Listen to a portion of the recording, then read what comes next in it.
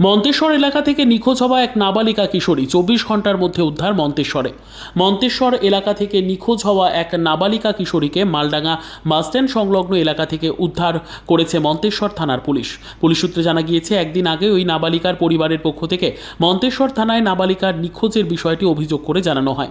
তদন্তে নেমে পুলিশ বিভিন্ন সূত্র মারফত খবর নিয়ে আজ সকালে নাবালিকা কিশোরীর থাকার সন্ধান পায়। পুলিশ জানায় মন্তেশ্বর থানার পুলিশ মালডাঙ্গা বাসস্ট্যান্ড এলাকা থেকে ওই কিশোরীকে উদ্ধার করে নিয়ে আসে। উদ্ধার হওয়া ওই কিশোরী আজ বর্ধমান হোমে পাঠান মন্তেশ্বর থানার police.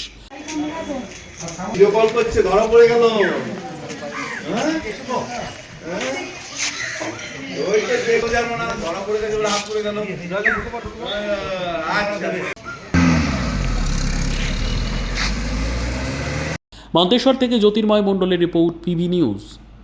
Annapurna medical hall, chemist and druggist. এখানে সকল প্রকার ওষুধ পাওয়া যায়। নবাবহাট মোড়, পূর্ব বর্ধমান। যোগাযোগ করুন 6295528655 অথবা 7602347696।